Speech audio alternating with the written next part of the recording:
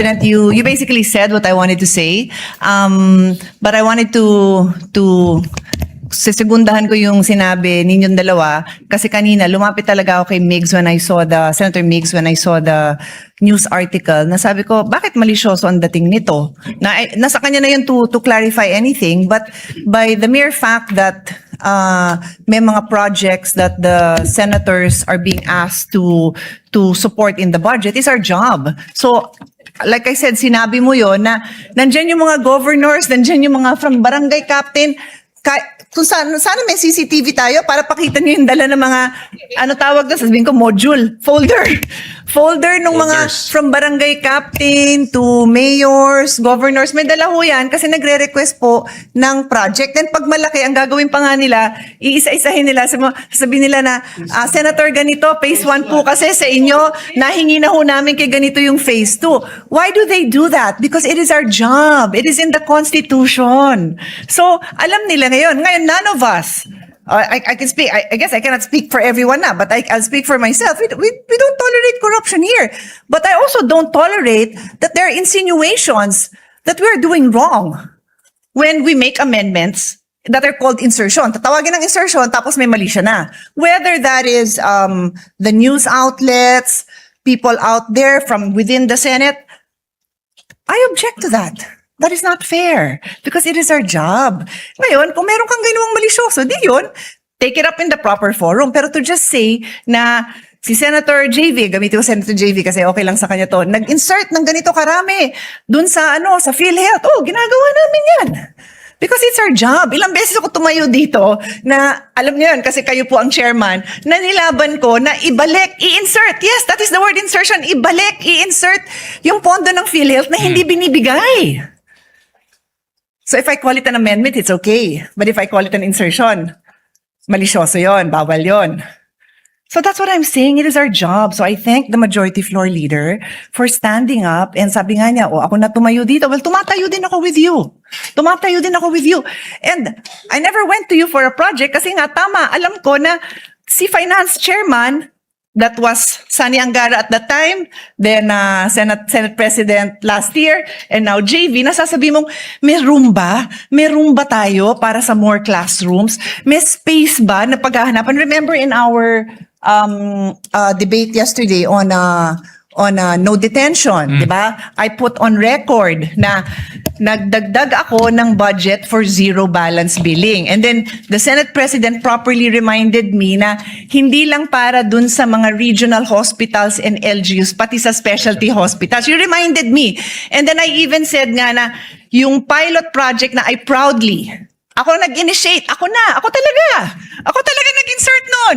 1 billion for pilot project ng LGU Zero Balance kasi naaawa ako sa mga mayor na pinupuntahan sila ng mga pasyente na in-announce po Zero Balance. Ay, hindi kasi kami makakasama doon. So, maliit lang yung 1 billion, sobrang konti, but I put on record, it's a start. I could have asked you, because kayo, Mr. Senate President, ang chairman noon, sige na, lagyan mo to ng 10 billion because 10 is probably kulang sa dami ng LGU hospitals natin. But alam ko may hangganan, so sabi ko, start ako 1 billion. Kaya sa next chairman natin ng Committee on Finance, abangan mo, kasi pag nagamit ng maganda yung LGU zero balance budget na yon, baka dobling ko, tripling ko. At I'm sure papayag ka kasi full support din tayo sa bagong PhilHealth chairperson president, di ba? So ganun yun, that is the process. So thank you, Majority Floor Leader, for bringing this up. Sana nakadagdag lang tayo sa pagkakaintindi ng mga kababayan natin on what our jobs are. And again, no tolerance naman po tayo sa mga kasamaan at mga corruption naman dyan. We're just doing our job. Thank you. Thank you, Senator Pia. At ina-assure natin ang publiko na pagpapatuloy natin yung ating transparency measures na yung mga requests ay may request sa ahensya, may resolutions, mayroong mga plano at lahat to i-upload ho natin sa website para makita ho ng ating mga kababayan. So we recognize Senator Raffy Tulfo and then Senator Robin Padilla and then Senator JV Ejercito. Kasi nga po, Mr. President, nabanggit ni Majority Leader, Floor Leader, Senator Migs Zubiri, yung pangalan ko. Totoo yun, may nagreklamo po sa akin way back. tungkol dun sa problema sa bagong taas Valencia City, Bukidnon. Si Emmanuel Capul pumunta po sa programa ko all the way from Bukidnon to complain tungkol doon sa mataas na dike sa tabing ilog na umabot sa kabahayan at kalsada na umaapaw. Kasi ito yung hindi tinapos na project ng DPWH, biglang inabandona kasi nakatiwangwang lang. At maraming residente ang sobrang apektado doon sa problema ngayon. At nang inilapit ko nga po kay Senator Mig Subiri, at that time, naayos po yung problema. Thank you, Senator Migs. Thank you. We recognize Senator Robin Padilla. Maraming salamat po, Ginoong Pangulo, at sa ating pinunong mayorya. Sana lang po sa susunod, pag kami nagsulat ng ganyan, ituloy-tuloy nyo naman kasi nabanggit kami, pero hindi nabanggit na FLR yon for later release. We recognize the chairman of the Finance Committee, Senator Javier Hercito. Thank you, Mr. President. Just to clarify also, and being the new chair of the Committee on Finance, I intend to continue the reforms that which the Senate President started when he was Committee on Finance chair. Of course, and also as an offshoot because of that, the biggest scandal ever to hit in history. There were safeguards that were put in place and belt tightening and so on. But we will continue with the transparency and in the reforms that you started. Of course, everything will be available online as you, the BICAM will now be will also be open. It will be an open BICAM. And we will also consult the civil society organization. So it will be a very open budget, and all the information that will be needed will be readily be available.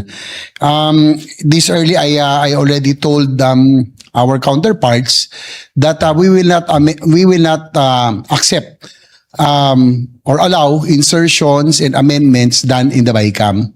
No? If ever it will be done here in open on the floor, on the amendment portions as we deliberate on the budget. So it will be allowed on floor, but during the BICAM, it will not be allowed anymore as you started, Mr. President. So be rest assured that we will make sure that that the trust of the people we will regain the trust, no, because of the reforms that we have started last year with the budget here in the Senate. But again, it will be a balance.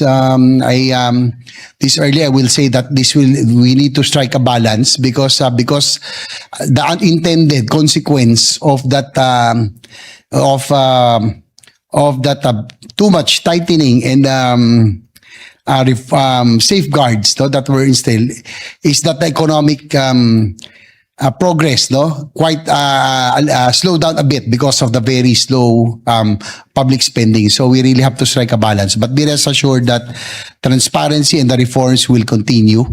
And just like what the majority leader has said, there are Senator Pia and the rest, there are a lot of, it's part of our job as legislators to also to make amendments. So not all insertions or amendments they call it are bad. There are good amendments, in fact, especially for colleges, for state colleges, for health and other programs, that will really improve the quality of lives of our people.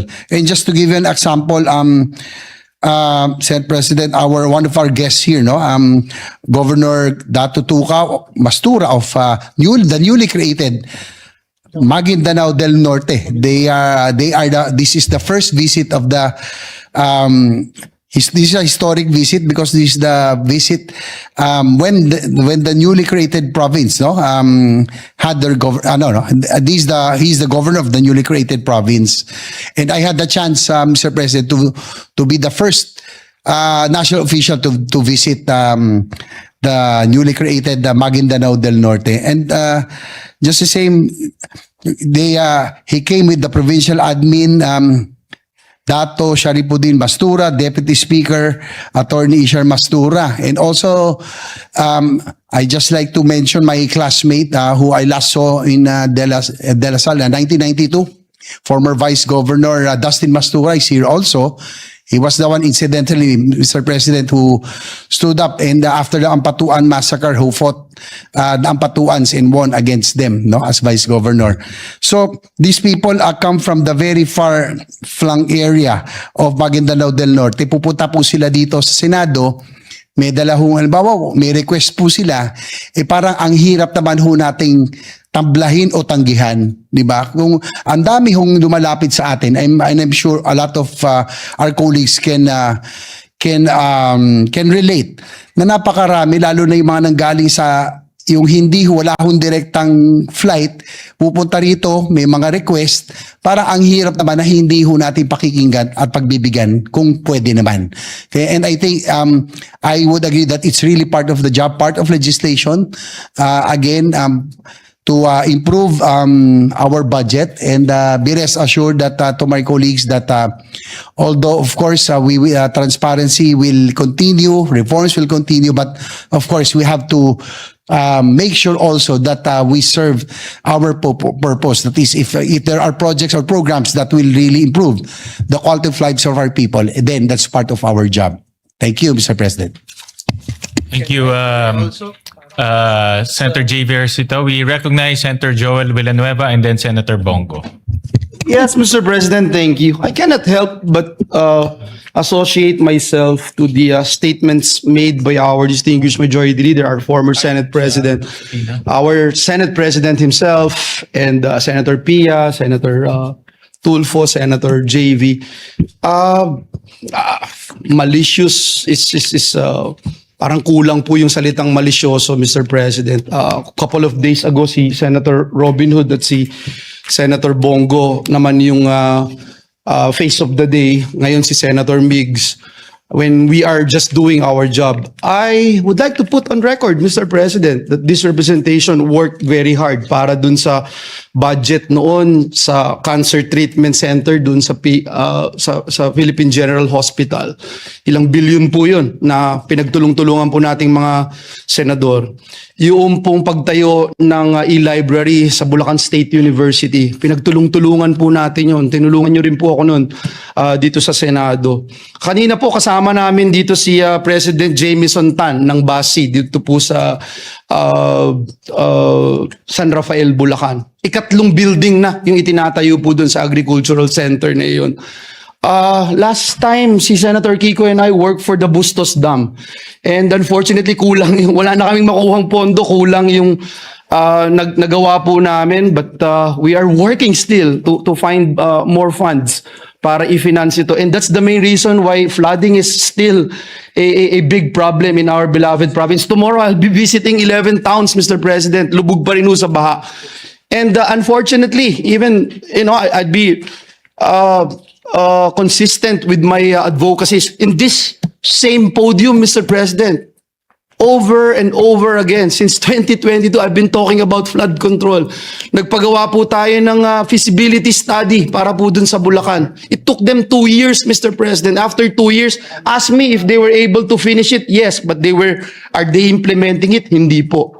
And, this is the main reason, Mr. President, that it pains me a lot as a legislator, as a member of this august chamber, na pag ginagawa mo yung trabaho mo, may isang malisyoso dyan na babatuhin ka ng putik, pero pag hindi ho nag-stick yung putik, hindi na sasabihin na tama naman pala yung ginawa mo, Mr. President. So, I'd like to associate myself again with our colleagues here. And I can assure you, Mr. President, when Senator Zubiri was our Senate President, lahat po tayo, Mr. President, kinakausap niya kung paano natin isakatuparan yung ating mga advocacies sa iba't ibang ahensya ng ating pamahalaan. Hindi lang po sa DPWH but in every single agency na dumadaan po dito sa ating institution. So I just want to put that on record, Mr. President, and I still would like to congratulate our colleagues for doing their job and making this country a better nation than before. Thank you, Mr. President. Thank you, Senator Joel. We recognize Senator Bongo. Mr. President, I just want to manifest in relation to the testimony of Mr. Bonoan earlier in the Sandigan Bayan.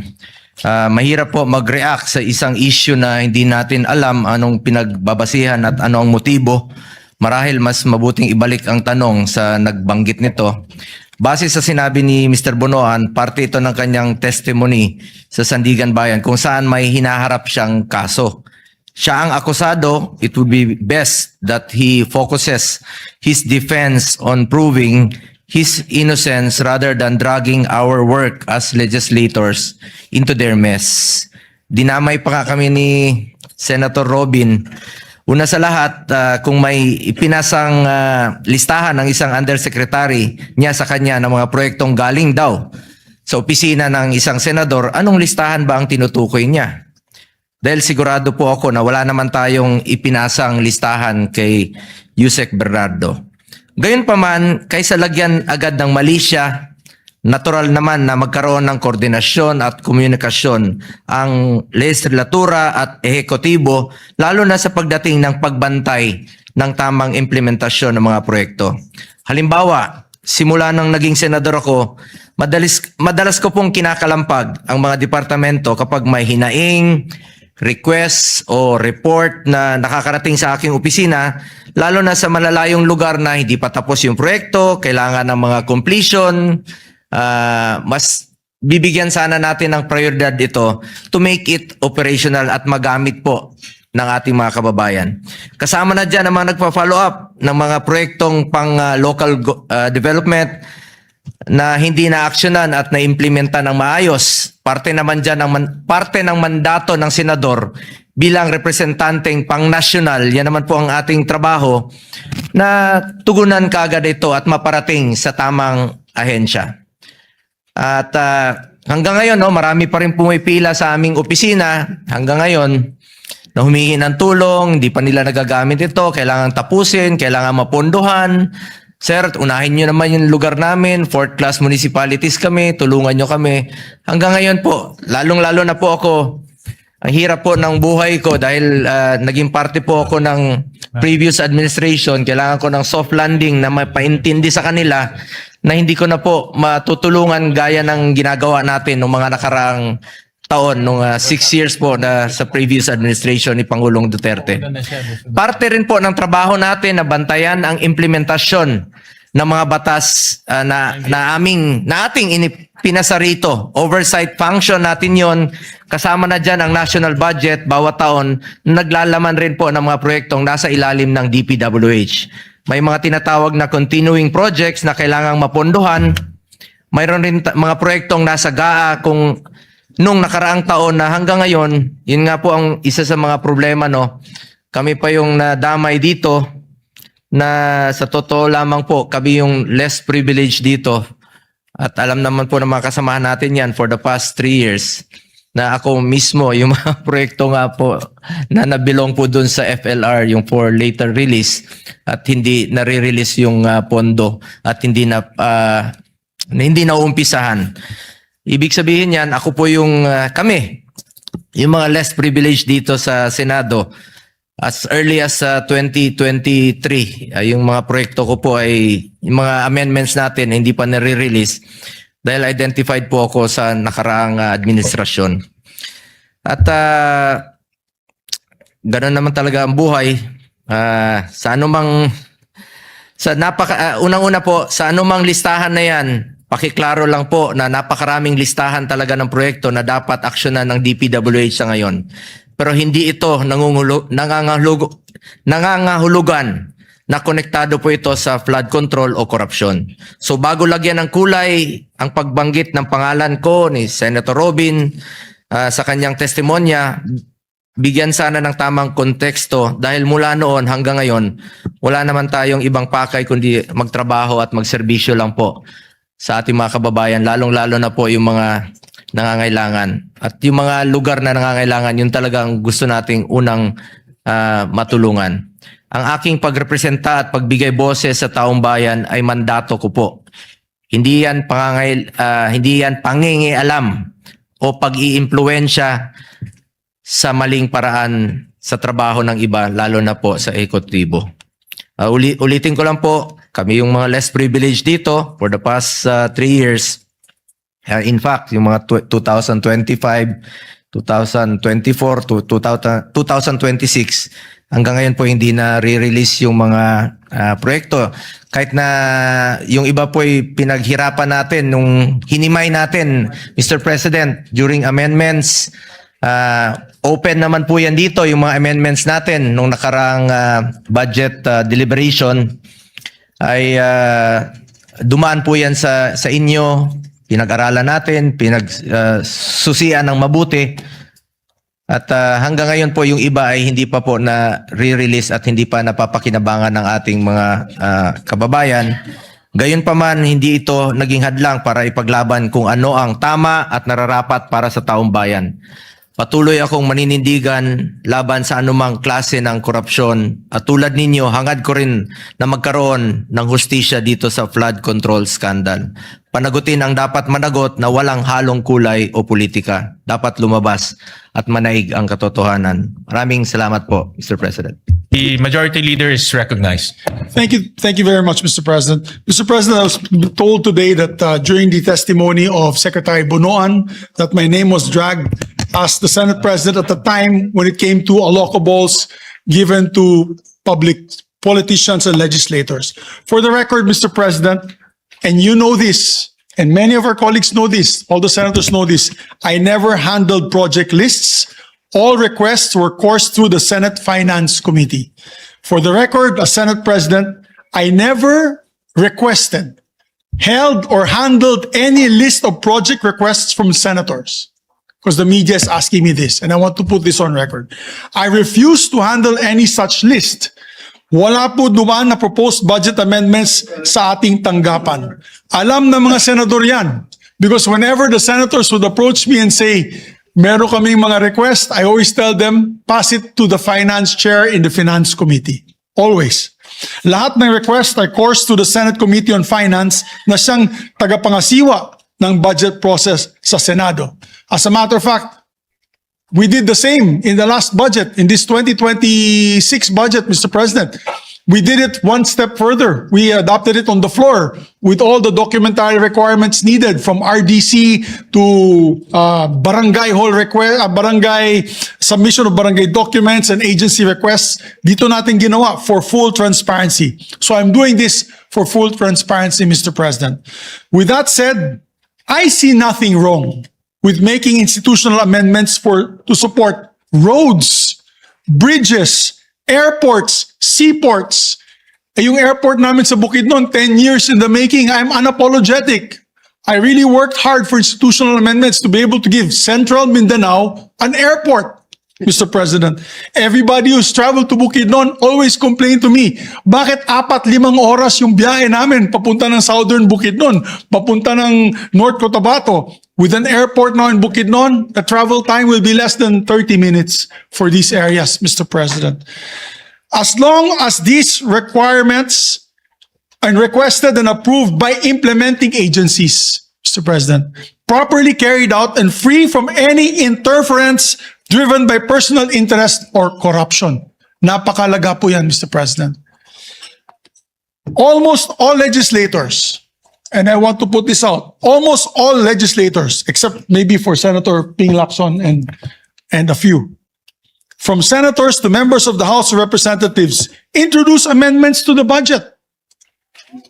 Everyone, maybe all of us, whether it is education, whether it's military, PNP, Coast Guard, we introduce amendments, Mr. President. Or else, what are we here for? Aside from passing legislation, the budget passes us. Might as well just let the DBM just approve the budget, and then we'll just be a rubber stamp and no longer be able to help the advocacies that we are pushing for in the different agencies, whether it's culture, arts, education, PNP, public order and security, etc.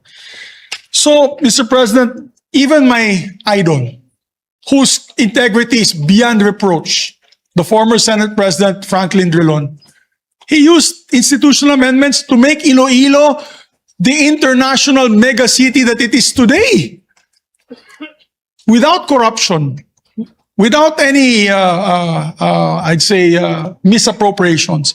But look at Iloilo City. He's my idol. on how he was able to develop his own area through institutional amendments, Mr. President, and it is our responsibility to bring much needed development to communities that we have long left behind.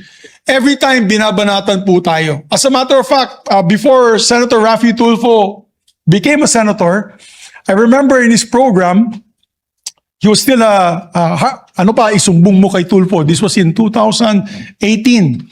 Meron siyang complaint sa Valencia City, Bukidnon.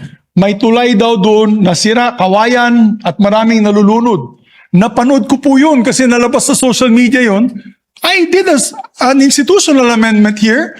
We built the bridge. He can confirm that kasi I told him we built the bridge. We finished the bridge. There's no more complaints. That's not even my district. That is another district, Mr. President. But because of institutional amendments, we finished the bridge. We asked their team to verify it. So, I mean, we get bing-bang left and right from social media when there's a road to the barangays that's like a chocolate hill, so full of muddy, and you cannot walk through it. And they say, saan yung congressman? Saan yung senador nyo dyan? Tapos pag naglagay naman po tayo ng institutional amendment, babanatan tayo ng babanatan, na corruption, di dapat pwede yun. As long as it is devoid of influence, Mr. President, by the legislator, on the choosing, on contractor, on the kalokohans that happened there, as long as it is no corruption, it is transparent and requested by the agency, I don't see anything wrong, Mr. President. So again, I reiterate that there's nothing wrong with institutional amendments for as long as projects are properly implemented, that they are neither ghost projects nor substandard. Yan ang importante. Hindi po siya dapat ghost projects or substandard, Mr. President. And they are devoid of any influence from the proponent legislators that could lead to corruption. That is the statement I made to the media. I also reviewed the documents. I actually showed it to Senator Tito Soto on the testimony earlier of Secretary Manny Bonoan. It was a very simple testimony. He just talked about the process. That, you know, there's a budget in the GAA, that the senators can request for amendments for their pet projects, whatever. He didn't even single me out as I'm the only one receiving the funds. It's very misleading. I think the word nowadays from our impeachment trial is the word misleading. So it is very misleading what some media outlets are doing by saying that I had control of 25 billion worth of budget. Mr. President, that is a lie. That is not true. As a matter of fact, all the members of the Congress, 19th Congress, know that whenever they approach me for projects, I say, wala akong pakialam dyan. Punta kayo sa Senate Finance and you apply there your amendments to the projects. Ever since my time in the Senate and in Congress, I've had no issues on public funds because I do not want to have anything to do with that, Mr. President, especially with the issues on corruption on public funds. I just want to put that on record very early on, Mr. President, so that at least for the benefit of the public, they know that, number one, we have nothing to do about that. I have no ghost projects. We have no substandard projects, at least in Bukidnon. And Mr. President, it is fully transparent. I am fully transparent on these projects. As a matter of fact, it's so transparent that last year, Mr. President, for the budget hearing, I brought in maybe a table full of documents and more documents in the back. Kompleto po. RDC requirement, RDC approval, municipal approval, barangay approval, agency approval with the program of works. Para sure na walang ghost, sure na walang substandard na project at sure na gagawin may accountability dun sa lugar na yan.